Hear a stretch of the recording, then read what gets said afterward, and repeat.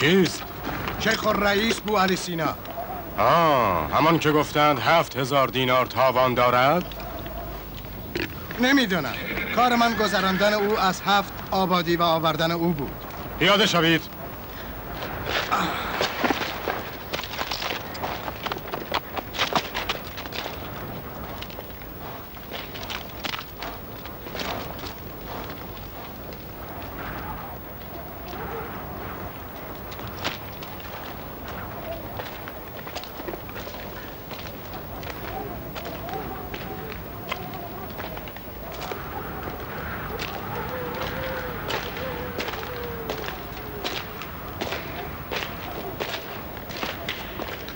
حرکت کنید. حرکت کنید. برید. نمانید. راه بروید. برید. حرکت کنید. حرکت کنید. حرکت کنید.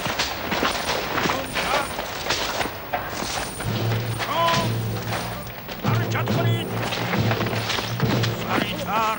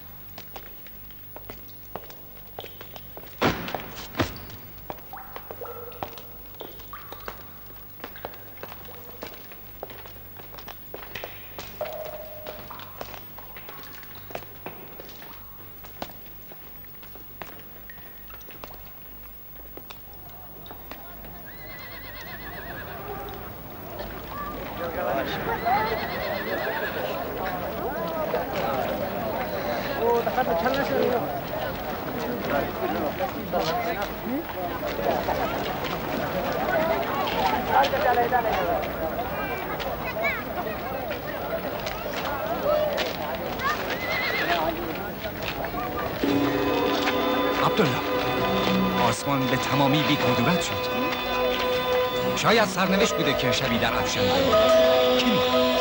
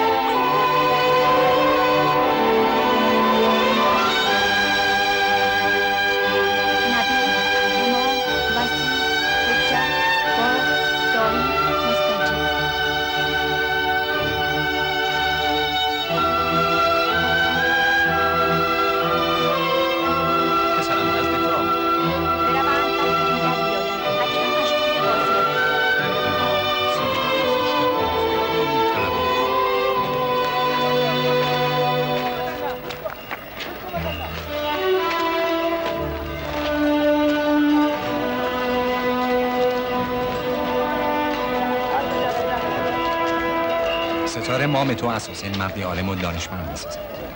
و اگر خدا بخواهد من هم از تو تاجری بزرگ خواهم به شد. کجا می رویم خالو؟ در پی سرنوشت.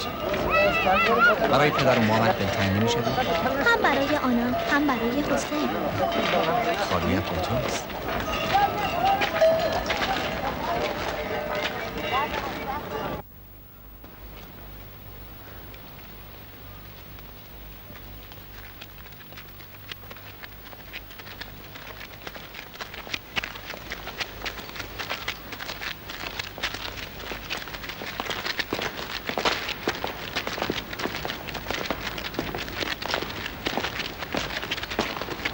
که هستید و برای چه آمده اید؟ محمود ابن سینا هستم. برای آزادی شیخ الرئیس آمده ایم. آزادی او به دست سلطان محمود غزنوی است که باید 7000 دینار حواله کند. بار حیوانات کیسه های زر است.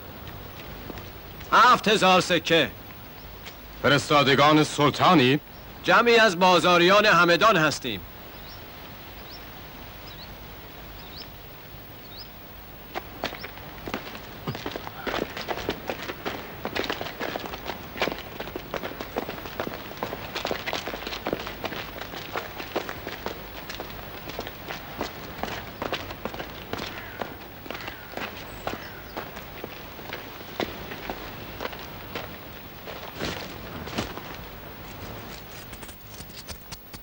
به راستی زر است.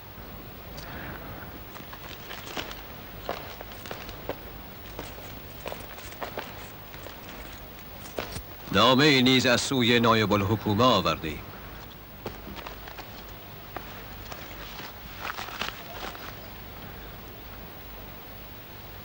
به نامه نیاز نبود. طبق آنچه مقرر شده هر که دینار بیاورد میتواند حکیم را ببرد. شمارش کنید.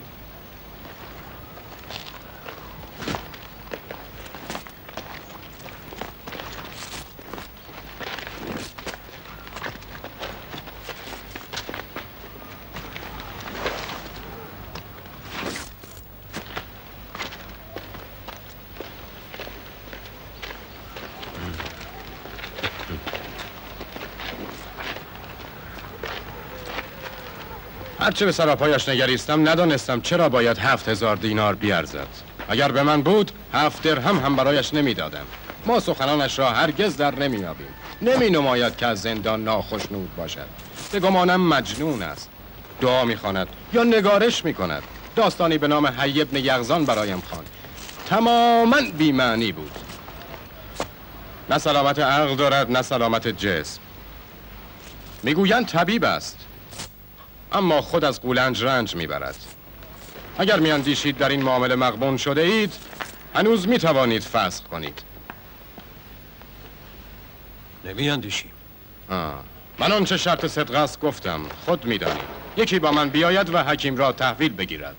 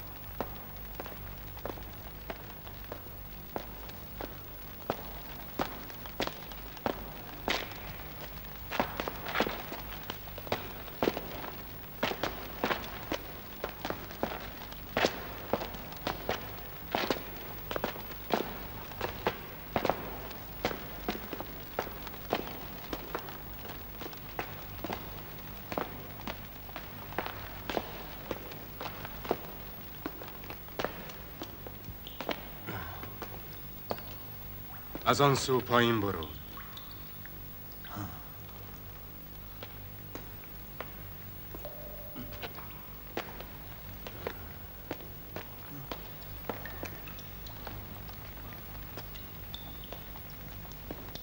حکیم، برای بردنت آمدند. مگر امروز چه روزی است؟ 14 شوال 426. باور نمی کردم فرستادگان مسعود غزنوی بیایند. پول را آوردند؟ نه، آنان پول را نیاوردند. میدانستم غزنویان بابت من آنقدرها پول نمیدهند.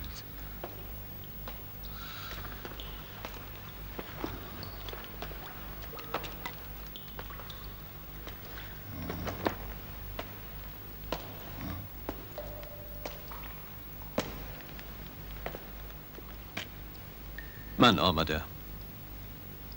مسعود همچون پدرش محمود مردی ممسک است.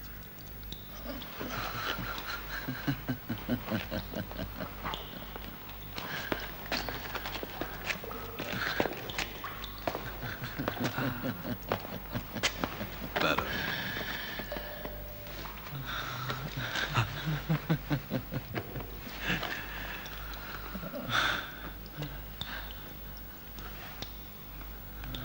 به توفیق خدا برای آزادیت آمده.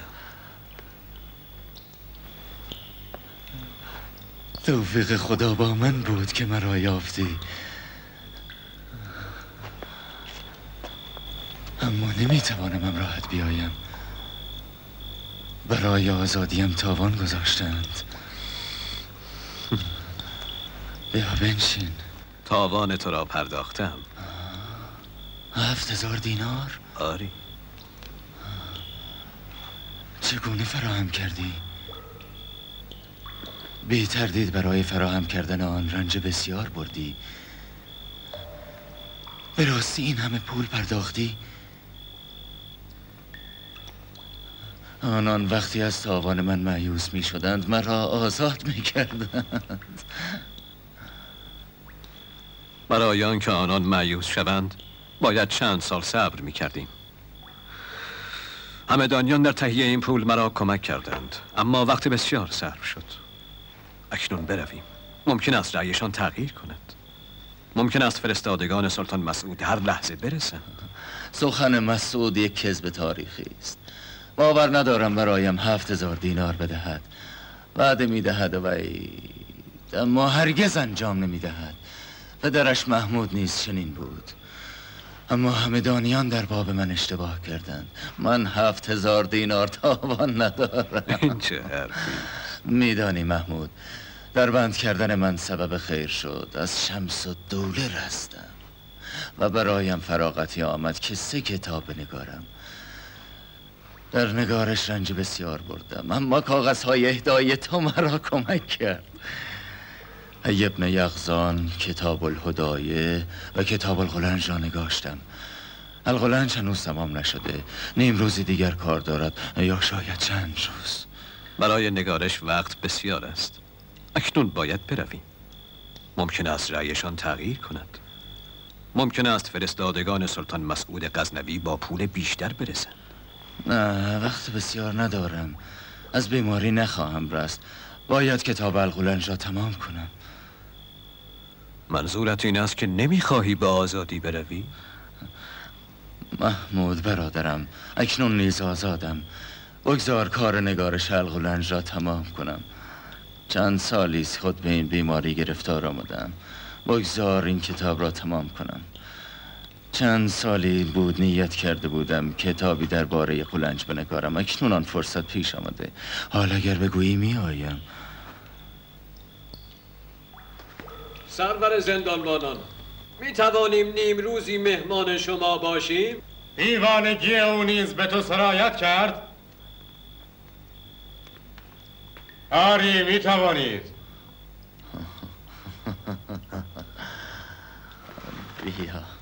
بیا بنشین.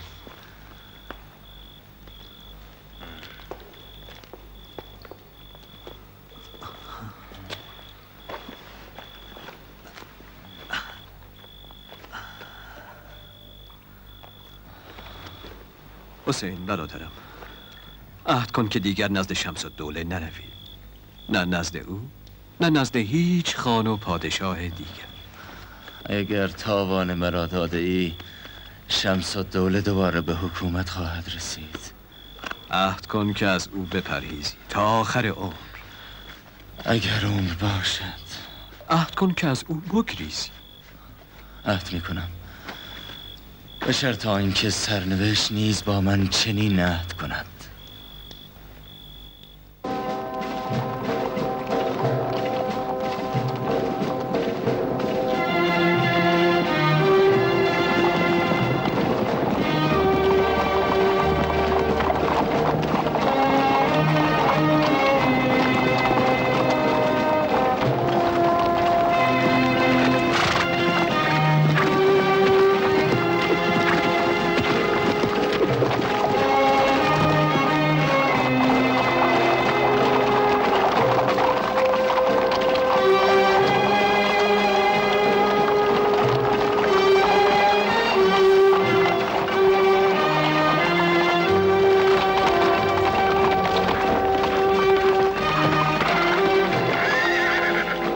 جوزه جانی، اطمینان داری که هنوز در قربیسین باشد؟ اطمینان ندارم، اما نشانی های اوست. اگر میدانست ما بر مسند حکومت نشسته ایم دوباره نزد ما می آمد. آرزویم این است که بتوانم از او دلجویی کنم. تا قرمیسین چقدر راه مانده؟ ساعتی بیشتر نمانده. به همدان چندان دور نیست. برویم.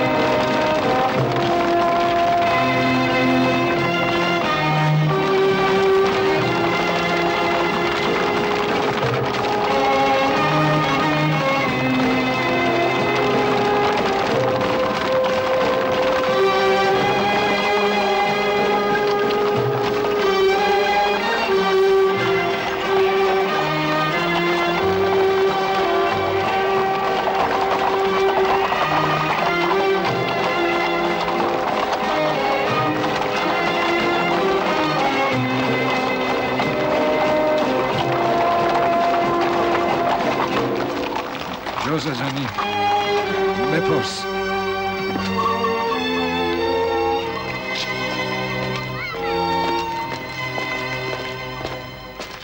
سلام علیکم. علیکم السلام. علیکم السلام.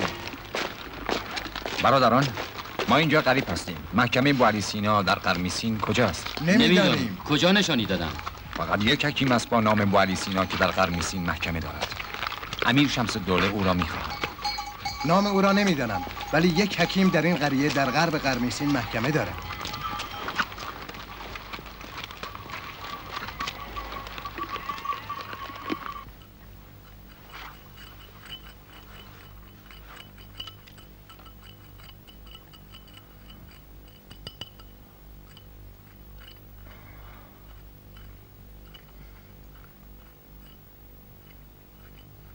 زبانت برادر، تو سالهای طولانی عمر خواهی داشت. کاش این سخن را کسی به من میگفت.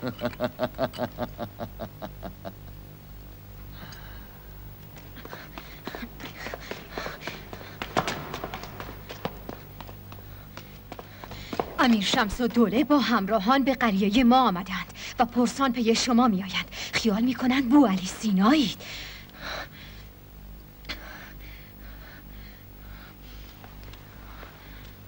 به ایشان راه نمودی؟ از کودکان نمی پرسیدند. اگر می خواهید اسیر نشوید تعجیل کنید، خواهند رسید. حسین، عهدی که با من کردی به یادت باشد. با من عهد کردی دیگر به دربار شمس الدوله باز نگردی. پس تعجیل کن.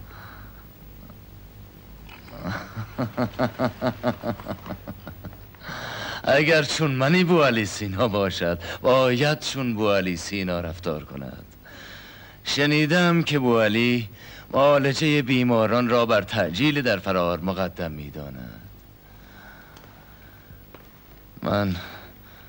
من تمام عمر از امرا و سلاطین گریختم. آنان تمام عمر مرا یافتند.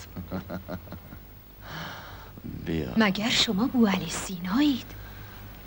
بیا جرعه آب بنوش. زیاد دویدی.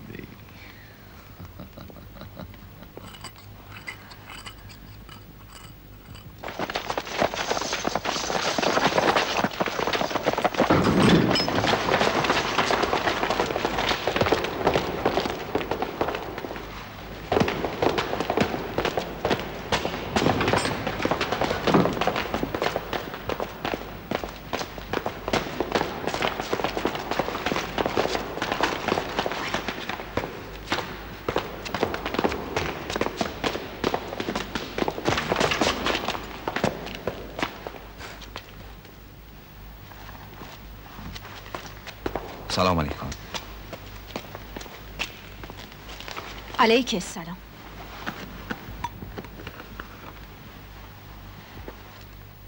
محکمه را اشتباه آمدیم. اشتباه نیامده اید.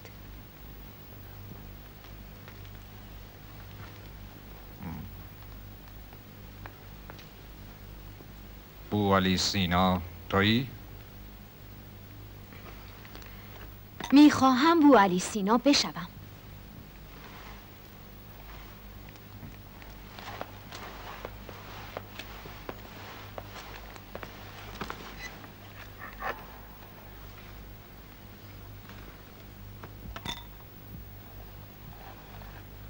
حکیم کجاست؟ به عیادت بیماری رفته؟ به عیادت بیمارانی رفته.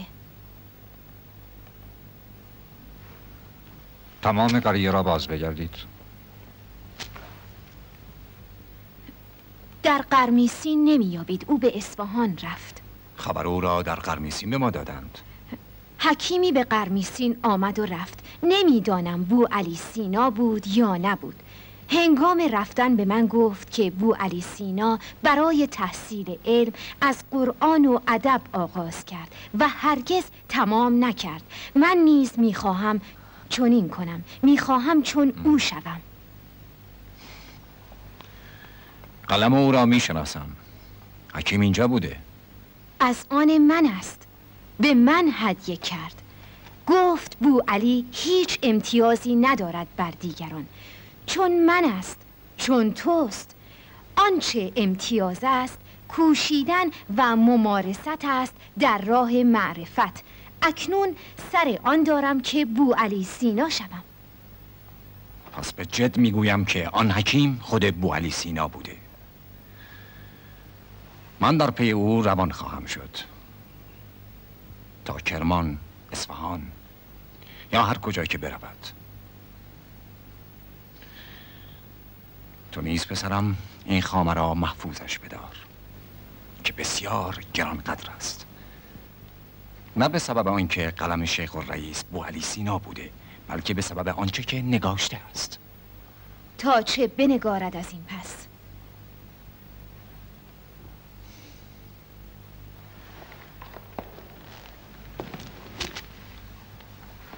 شنیدم بوعلی سینا هم در کودکی در پاسخگویی بی محابا بوده.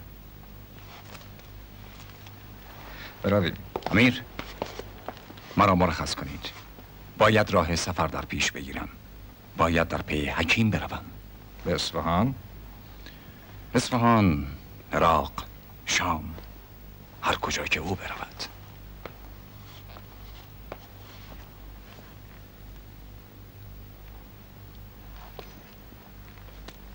اگر او را یافتی برای من حلالی بطلبید. بدرود. برویم.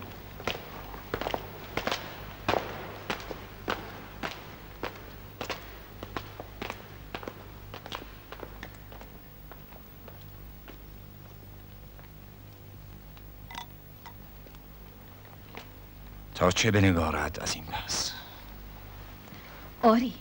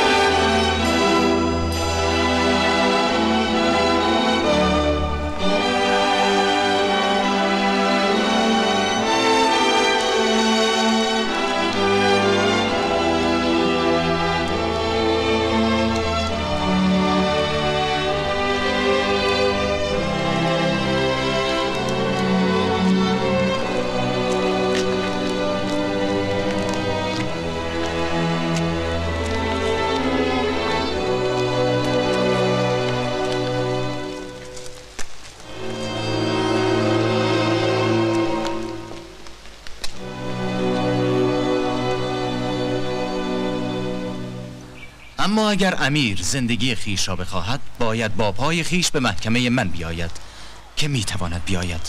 معالجت را آنجا انجام میدم. اکنون میروم. این دیگر گستاخی.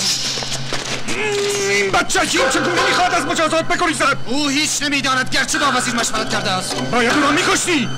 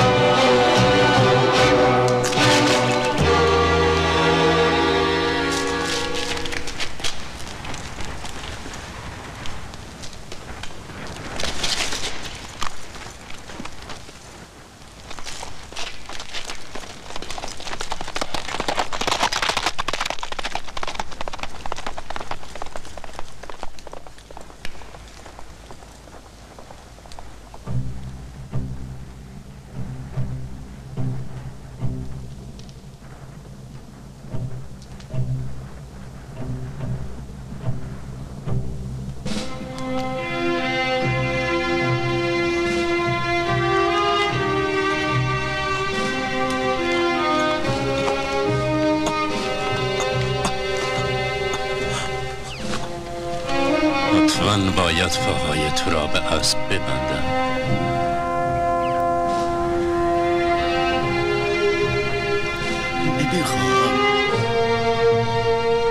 نمیخوام از اسب فرو افتم.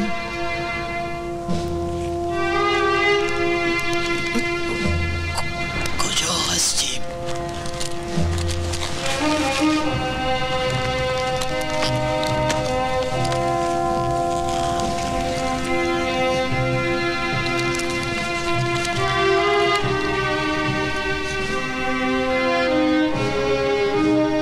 در بیابانی ما بین قونیه تا بلخ، ما بین بخارا تا بغداد، تا غزنه، تا ری، تا اصفهان.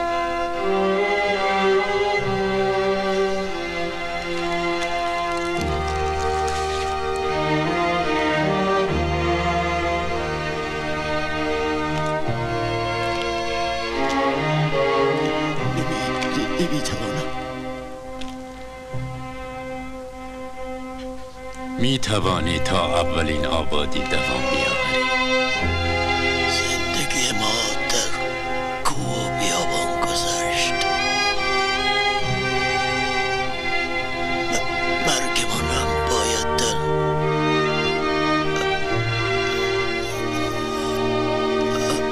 همینجا باشد.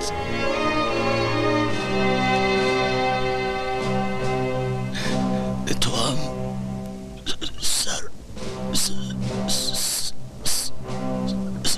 سرنوشتی چون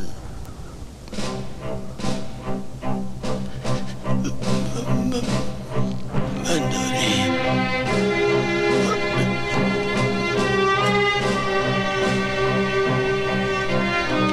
برو به مردن من نگاه نکن.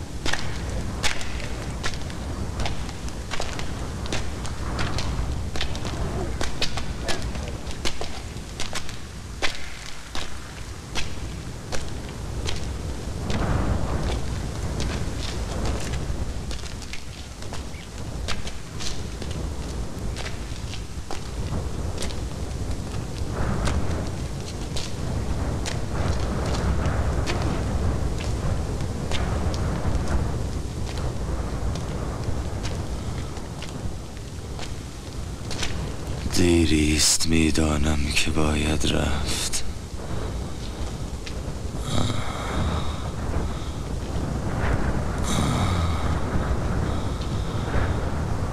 آنجا را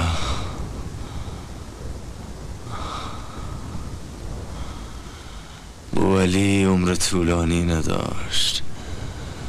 افسوس نیست که عرض زندگی مهمتر از طولان است. تو را دیر یافتم، پس بیشتر با من بمان. باید رفت. دل گرچه در این بادیه بسیار شتافت، یک موی ندانست ولی موی شکافت. اندر دل من هزار خورشید بتافت، آخر به کمال ذره‌ای راه نیافت. محمود، محمود.